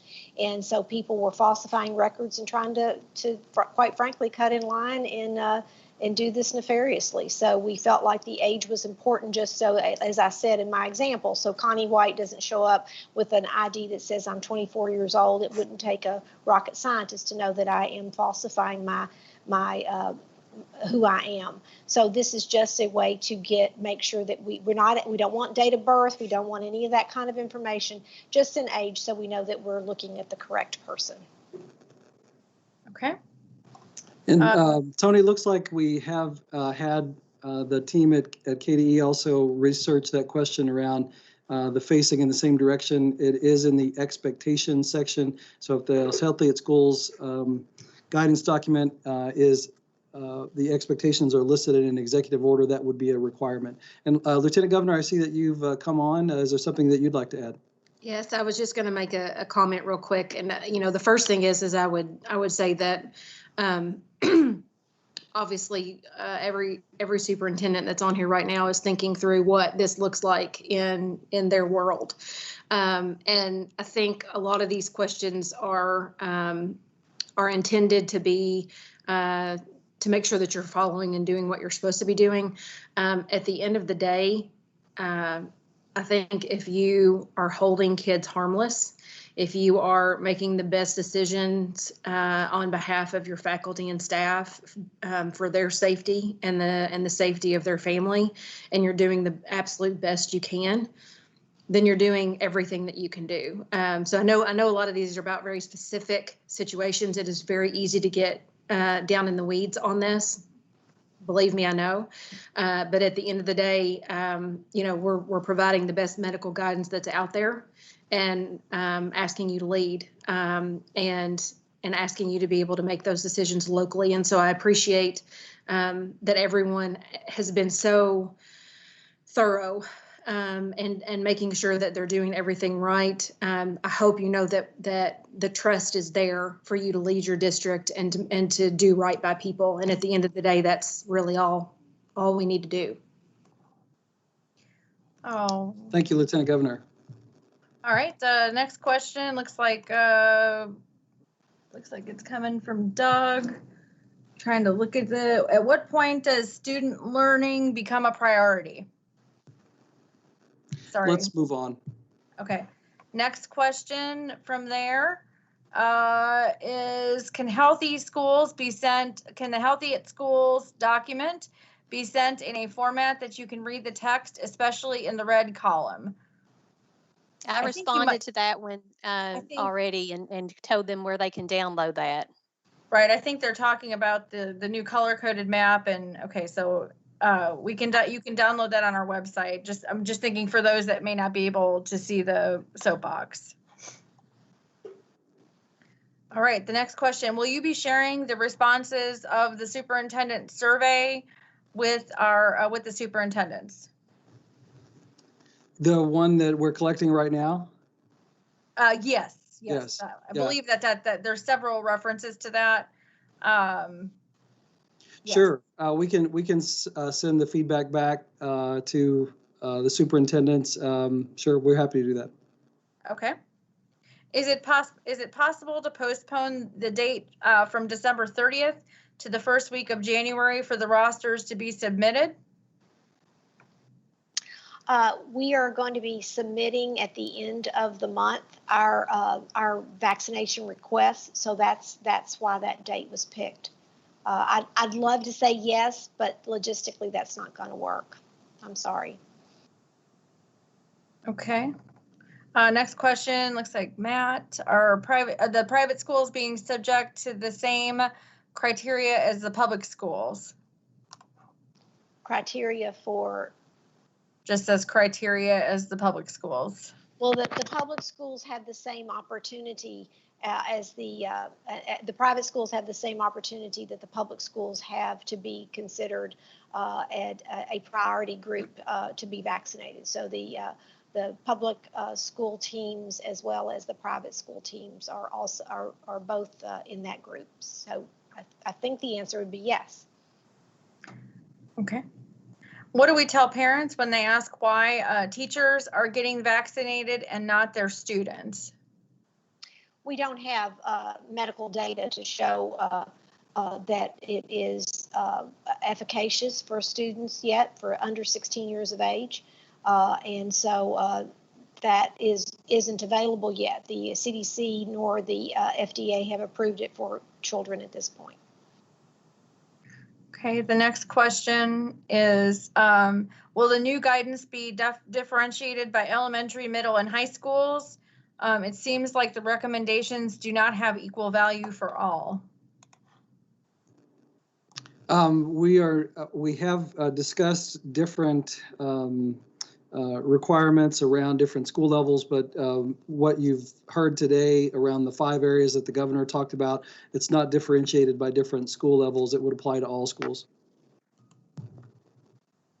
Okay. The vaccine spreadsheet has 4 columns: district name, school name, employee name, and age. Does this spreadsheet only include employees who wish to take the vaccine? Yes. Correct. So just to clarify. Yeah. Go ahead. Yeah, we're going to take that roster and so we'll just count and we'll use that number to order, and then we'll use that list so when they show up to get their vaccination that we'll be sure that we have them on the roster. So that's a good question. Okay. Does the mandated accommodation stay in place until the second dose of the vaccine is administered? Accommodations. It's the requirement that an employee be provided a work accommodation if they have an underlying health condition. Again, we don't know the exact answer to that. I would advocate that the answer to that should be yes, because you don't want to you want to make sure that the employee has the full protection of both the vaccine and the booster, or Dr. White will know the second dose, before requiring them to return to work. Okay. Follow up on the vaccinations. Do private schools have to submit a roster to KDE? And just a clarification, the rosters are not coming to the Department of Education. They're going to the Department for Public Health. Kelly? Well, I responded to that one, but for anybody else that didn't see that, you can go to Katie's webpage if you did not receive the vaccination guidance and go to the COVID-19 resources, and that guidance document is there that tells you exactly what you need to do, public or private school, how to make your rosters, and when to submit those by December 30th, and it also gives you the email address to send them to at Public Health. And we will use those rosters to order the doses. So if we don't have a roster, we won't order doses. And then when time comes for a vaccination for your school system, we won't have any ordered. If we had millions of doses coming to Kentucky, this would not be an issue. We are trying to accommodate to get as many doses out as quickly as possible. So the roster equals us ordering those doses. So please get those to us so we can get those ordered for your education team. So yeah, if the key word there is have, do they have to do it? The answer is no. This is a choice on whether you want, if you have employees that want to receive the vaccine, then this is how you can submit the roster to get so that they can be properly ordered. Because I see that question here several times. Do we have to submit these rosters? If you don't, they won't order vaccines for you. Yeah, correct. The next question is, will the vaccine be open to our students between the ages of 16 and 19, and at what timeline? That's a very good question. Right now we have healthcare workers, long-term care facilities, first responders, and the education community.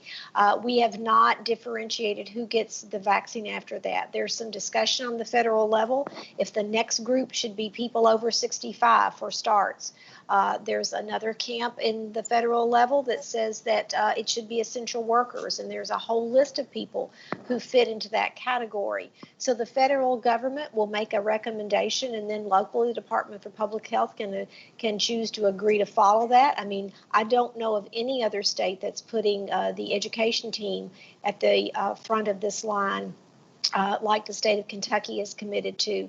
So to answer that question, I would think probably 16 and 17 and 18-year-olds will be in the general population unless the groups with high comorbidities comes up earlier in the list. And then if they happen to have that high comorbidity, they would be in the team. So in that category. So we don't have those lists at this present time. Right now, we're just trying to get the vaccine manufactured and deployed into the first tier groups that we have already assigned. Okay, so just a clarification. They say that they know that it's been stated that the updated color-coded matrix is on the KDE website, but they say that they cannot find it. So I have sent Tony the updated document while we've been on here and asked her to put that in a PDF and send that out to everyone. So it will happen after the webcast. Yes, I'm pretty good at multitasking, but I cannot do that. So I promise it'll be updated as soon as we get off this webcast, and we will make sure we get that to you all. The next question is, let's see here. Rephrasing of a question. Is facing the same direction required if they are, I guess this is going back to the desks. Is facing the same direction required if they are at least 6 feet apart? I think both of those things are listed in the expectations. So you'd want to be 6 feet apart, ideally 6 feet apart and facing the same direction. Okay. And the facing the same direction was to get more better use of your space in your classroom. So the only exception to that, the guidance document does talk about 6 feet where possible. So you may be less than 6 feet if that's not possible within a classroom, with all the caveats that Dr. White's put around that shouldn't be used as an opportunity to abuse or ignore that provision. But what we have these layers of mitigation factors to try and make the school as safe as possible.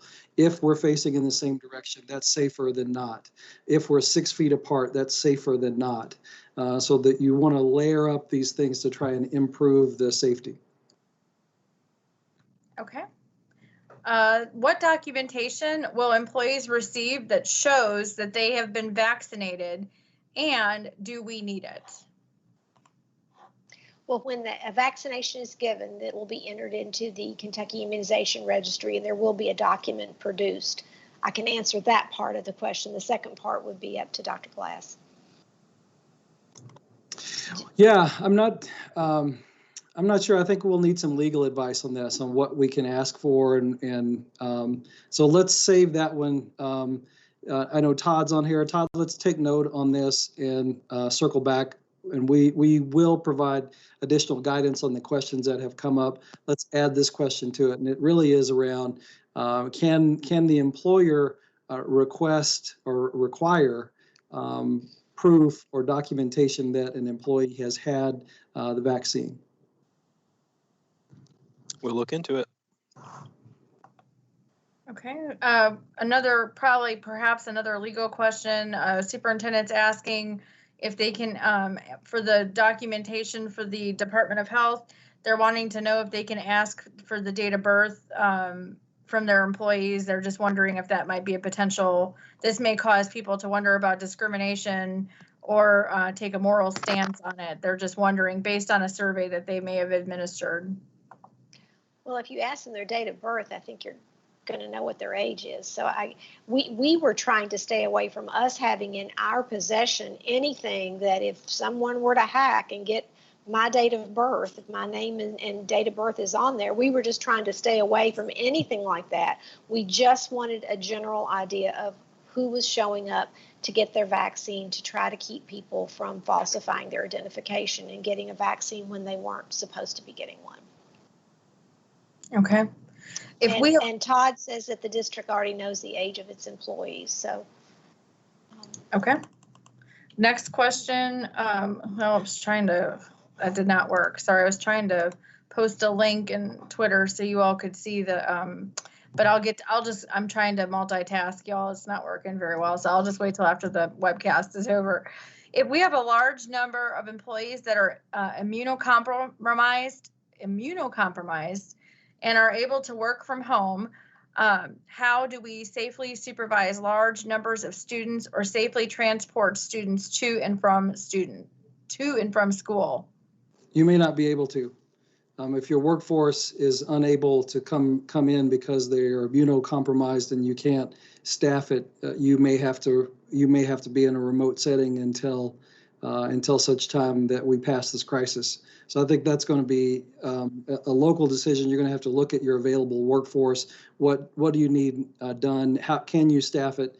And can you continue with in-person learning? It's somewhat related to the problems that we were seeing when we were having large swaths of employees that were being quarantined and forced to remain home so as not to be vectors for the virus. So there may be workforce disruptions that push you into an all MTI or all remote setting. Okay. The next question, and this is again, I'm going back and forth to the Google form. Will the Emergency Paid Leave Act be extended beyond December 31st, 2020? I don't know the answer to that. I think that's a legislative and congressional question. Okay. When we return to in-person classes on January 4th or 11th, will there be a cap size for the number of students who attend each day? In what's been proposed, there are no firm caps. So long as you're meeting the social distancing requirements, there are no capacity caps in any of the elements that we've discussed today. Okay. Going back to the soapbox. Okay, vaccine is the opportunity of a lifetime. What is the anticipated date of arrival for the first educator to be vaccinated? We're taking bets, I think. No, Dr. White, what are you thinking? Well, the governor said on his press conference the first week of September. February. Gosh, I'm into school and school is September. February, part of that depends on, the biggest thing that depends on is how much vaccine is produced. If we can get adequate doses to take care of our healthcare providers, community, as well as long-term care facilities, as long as our first responders, if we get 38,000 doses a week like we did this week, it's going to take a long time. We don't expect that. We're expecting hopefully 70,000 doses of Moderna next week and another 78,000 after that, and then another shipment of Pfizer the week after that. So as soon as it gets to Kentucky, as soon as it lands in Louisville and we get that deployed out, that will be in people's arms within days. So as quickly as the manufacturing can keep up with what we can do, that makes the education community come to the front faster. Okay. The next question is, and then, sorry, going back and forth here. I'm trying to make sure I get to the ones that we have not asked. Is staggering arrival and dismissal a mandate, or can there be decision-making autonomy to reflect what works in individual school environments? We haven't discussed anything that would direct or dictate dismissal and arrival procedures and times at schools. Okay. Next question, do student workers, for example, STLP, bus monitors, etc., get included in our COVID school vaccine roster that needs to be submitted by December 30th? And my assumption, although it is not stated, is that these students are older than 16. I don't know. I don't know if we've had that. I wonder, and I don't know if they're employees or volunteers. Like if this is a student that's in a work assignment, like a student assistant position, or I'm not sure. Let's have whoever asked that question email it in, and let's see if we can look into that, because that's one we haven't heard. I do have the name of that person that has submitted that, so we might be able to reach back. But if they are still listening and can email us directly, that actually might be quicker on that one. All right, next question. What type of virtual work assignments are districts supposed to place bus drivers in? I think we've already addressed that one. Sorry, that one slipped to the top there. Next one. I think that there's questions about if a school is not going back to in-person classes, are districts prioritized over them? I don't know if this is in reference to vaccines. I don't think that there's necessarily, Dr. White, did you want to address that one, or Kelly? I don't think that there would be a prioritization. No, just if someone chooses not to go back to school in person on the 4th or the 11th, where they are in the list of who gets vaccinated will not depend on that. When and where schools will be, that school staff will be vaccinated will depend on the logistics in that community and how quickly we can get that deployed and get a plan in place for them to get the vaccination. It has nothing to do with whether they're in school, out of school, face to face. That's not a public health concern. Okay. Lots of questions on when our best guess is for when the governor will issue this executive order. I'm not sure if the lieutenant governor is still on, or if she's got any more updates on that, or if Dr. Glass has been updated, but there are several, probably about 5 or 6 questions related to that. Yeah, I can tell you that the legal team is working through it right now, putting the finishing touches on it. And so my answer is as soon as possible. I'm really pushing to get it out before the end of the week. And so we'll have to keep you updated on that. But it's in legal now. Okay.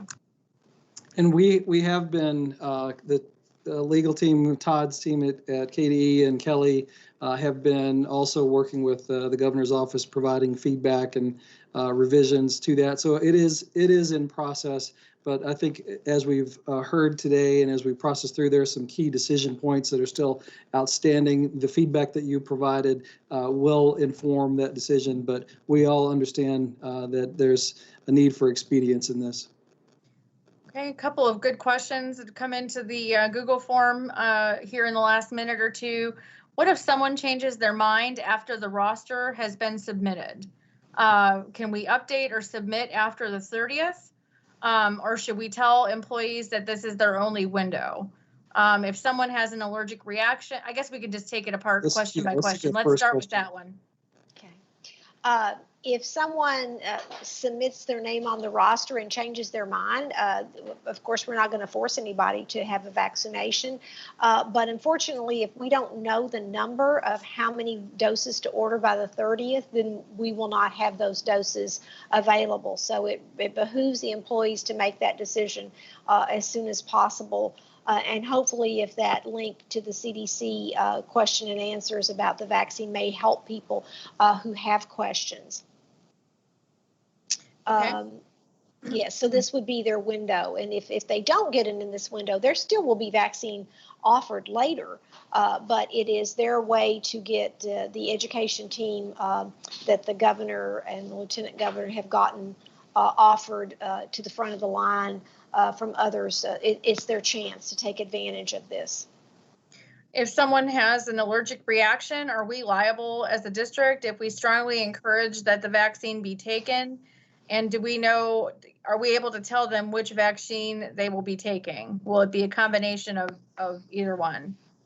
Well, it won't be a combination because if you get the Pfizer for their first dose, then you will get Pfizer for your second dose. And I will not pretend to answer the rest of that question. I'll leave that to Todd.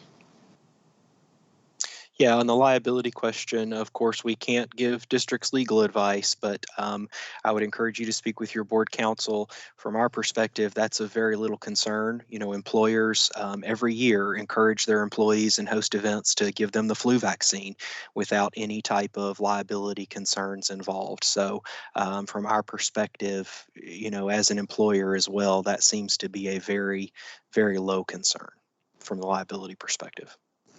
And I also think it has to be balanced against the alternative. I mean, the alternative is that you would say, well, we're not going to vaccinate our staff and community. And therefore, we continue with what we've been experiencing for the last several months, which is, to me, it's a risk-reward calculation, and the reward is worth it. And I missed a part of that question. Which one will you be getting? Again, that depends on logistics. We will probably be using the Moderna vaccine in the more rural areas because it does not require the cold storage, the strict cold storage requirements that Pfizer does. So again, it's a huge logistic issue as to what you will get. Okay. And I know we only have about 2 minutes left. There's several other questions. I do appreciate the we did get someone just emailed me about that student worker question, so I do appreciate that one. There was a question, and I can't seem to find it, about the ATCs in there, about who needs to submit or provide roster info. And I wanted to make sure we got to that one because that is very timely. I'm not sure if David Horseman is still on or if the commissioner wants to address that one. So yes, I'm still on.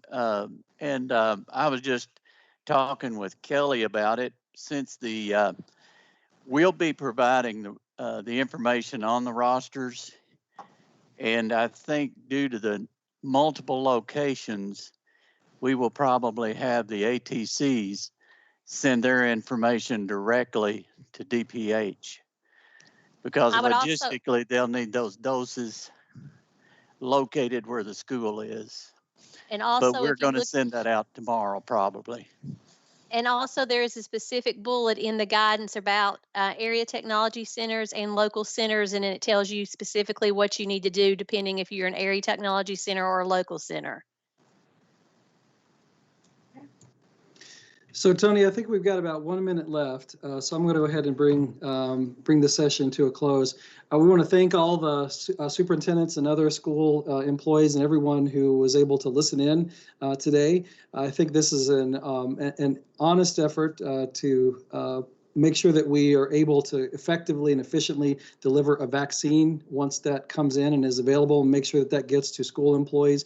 We thank you, Dr. White, for being on to answer our questions about that, and appreciate your efforts and Dr. Stack's efforts to support our school employees in receiving that vaccine. And you've had the chance to hear some of the concepts that the governor is and the governor's office are working on around the conditions under which we return to in-person learning in January. There certainly is a path to the restoration of local decision-making when it comes to that, and a return to in-person learning. But there are some conditions that come with that, and we process through what those look like. I know that there's a number of technical and detailed questions that arise in your district and your community that you'll have to problem solve through. We've done our best to try and answer those, listen and be forthright in advice and guidance on those, and know that we will continue to work with the governor's office to provide the guidance for you on how you can execute what's listed in those executive orders and the guidance that has come out, so that you're able to restore in-person learning safely and make sure that you've got quality learning options available for your students.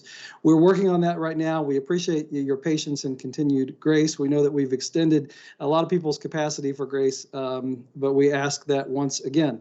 If I don't get a chance to connect with you or see you over the next couple of days, happy holidays to everybody. I hope you take some time with your families to decompress and enjoy being with each other in this incredible and special time of year. Thanks, everybody.